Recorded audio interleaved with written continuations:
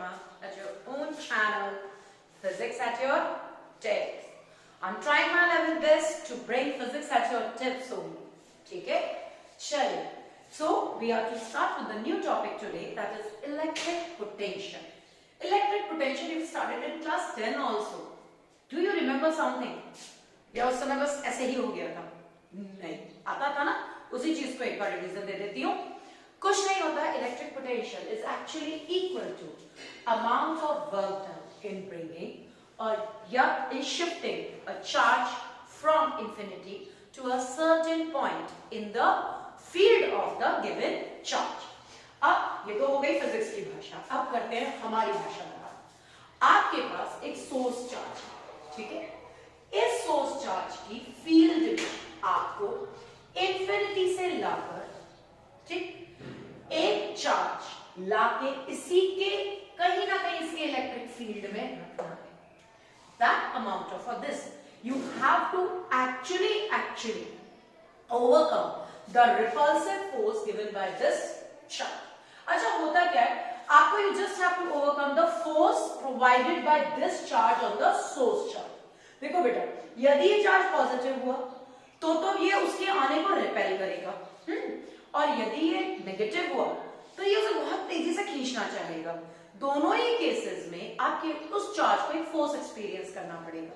अच्छा, यदि आप ये चाहते हो, if you want to settle that charge in this field without any acceleration, then of course yes children, you have to do some amount of work, and that work done per unit test charge will give you the potential of that point.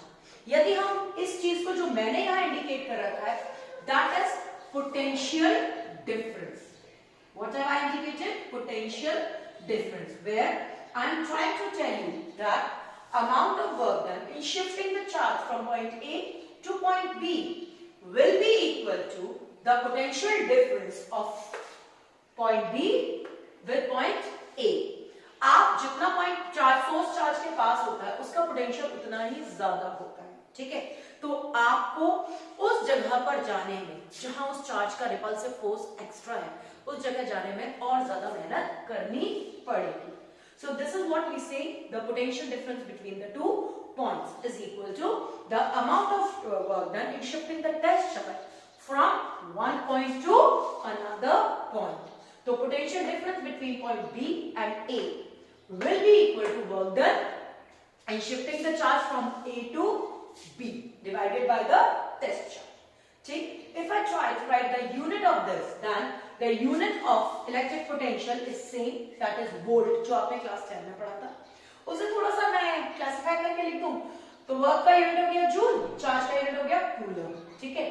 इसी तरीके से इसे आप आगे भी लिख सकते हैं, newton metre coulomb per coulomb. Newton metre में कहां से लाई हूं? Work done is equal to force into displacement.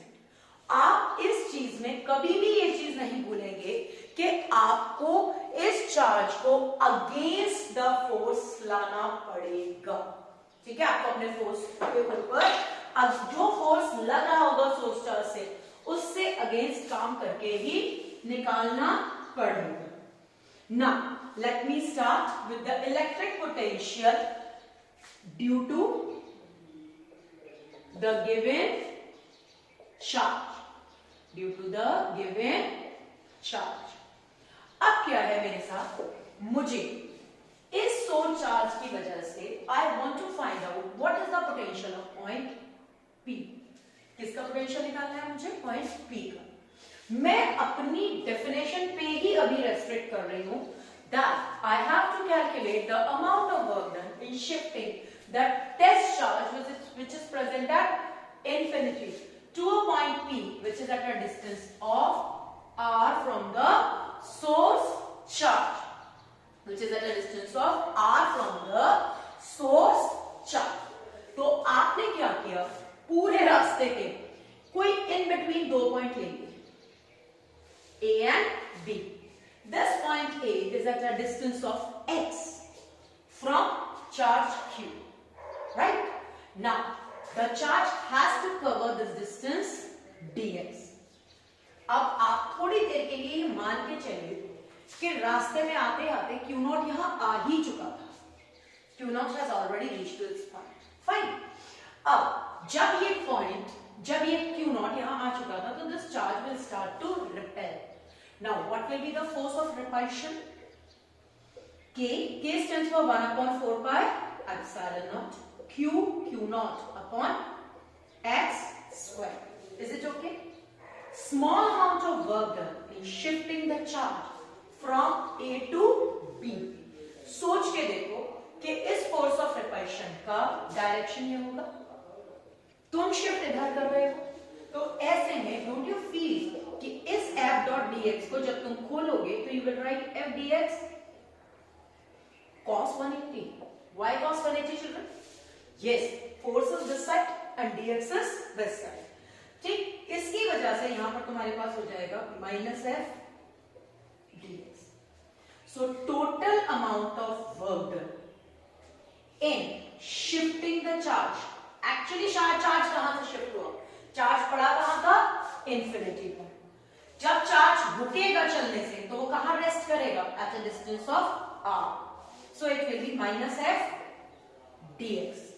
इसी चीज को मैं आपको आगे दिखाती हूं. So you will have work done is equal to, देखो बेटा, is it clear? Okay. अब मैं इसे सॉल्व करती हूँ. Minus with the limit infinity to r, f की वैल्यू क्या हो जाएगी? 1/4 pi epsilon naught q naught upon x square dx. right? Integration करना तो आई बिलीव मेरे काफी सारे बच्चों को आता होगा. करें. 1/4 pi epsilon naught q naught x की power -2 plus 1 upon -2 plus 1. I hope this hint is enough for you all. इतना हिंट बहुत है सबके लिए. चले आगे. Minus 1/4 pi epsilon naught q naught minus 1 upon x with the limit infinity to r. right? minus 1/4 pi epsilon naught q naught, which यहाँ पर आ जाएगा minus 1 upon r, because anything upon infinity is 0. So finally, what are you going to get? Work done is equal to 1/4 pi epsilon naught q naught upon x. Got it? Oh, sorry. q naught upon r. Suddenly, minus sign कहाँ disappear हो गया? Yes, the minus has been absorbed by this. Is it okay? So potential will be equal to work done upon test charge. So it will be equal to 1/4 pi epsilon naught q naught upon q naught. 1/4 pi epsilon naught q by r. दिख रहा है बेटा? Basically यदि तुम electric field और potential को थोड़ा सा एनालाइज करके देखो, तो इलेक्ट्रिक फील्ड हो या पोटेंशियल हो, दोनों के ही फॉर्मूले में आपके पास इलेक्ट्रिक फील्ड का फॉर्मूला होता है 1/4 pi epsilon naught q upon r square. Potential का फॉर्मूला होता है 1/4 pi epsilon naught q upon r. Basically electric field से ही के ही साथ इंट्रोड्यूस किया गया था टेस्ट चार्ज. आप देखो, इलेक्ट्रिक फील्ड भी सोर्स चार्ज का होता है, पोटेंशियल भी सोर्स चार्ज का होता है. इन दोनों में से कोई भी प्रॉपर्टी में टेस्ट चार्ज का लेना देना नहीं है. टेस्ट चार्ज एक तरीके से वो कैटलिस्ट है जो रिएक्शन में डाला जाएगा, लेकिन पार्टिसिपेशन नहीं है. बिल्कुल वो अपना कुछ नहीं कर सकता, उसके पास अपना कुछ है ही नहीं. इस वजह से आपके दोनों फॉर्मूलेज में basically you have a proportionality for r as well as you have a proportionality for r square. ठीक है? इसमें यदि मैं आपको ग्राफ बनवा दूं दोनों में, तो क्या होगा? एक ग्राफ ऐसे चला जाएगा और एक ग्राफ हल्का सा ऐसे. अब ये डिसीजन आपको लेना है कि डिस्टेंस के साथ इलेक्ट्रिक फील्ड और पोटेंशियल में इन दोनों में कौन सा ग्राफ इलेक्ट्रिक फील्ड का है और कौन सा ग्राफ पोटेंशियल का है. ये बात तो भाई मुझे आप ही लोग बताएंगे. बेटा बेसिकली जो ग्राफ नीचे चला गया that is the graph for electric field, और जो ग्राफ ऊपर रह गया that is the graph for potential. क्यों? क्योंकि इलेक्ट्रिक फील्ड में आपकी डिपेंडेंसी डिस्टेंस पर आर स्क्वायर पर है, जबकि इलेक्ट्रिक पोटेंशियल में ये डिपेंडेंस आर पर है।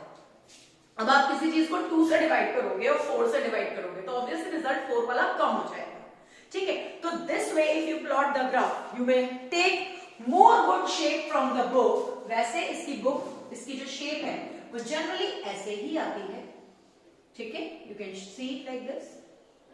Fine. This will be the graph for electric field and this is the graph for potential. Fine. तो आप यहां पर इसे you will just compare it over that. So this is all what I have to tell you about potential as well as potential difference. In the next video, we will be continuing with the topic electric potential only. Till the time, stay at home, stay safe, and please do not forget to subscribe my channel in case if you like my video. Your subscription is very much required by me, so please do subscribe my channel and press a like button. Till the time, bye.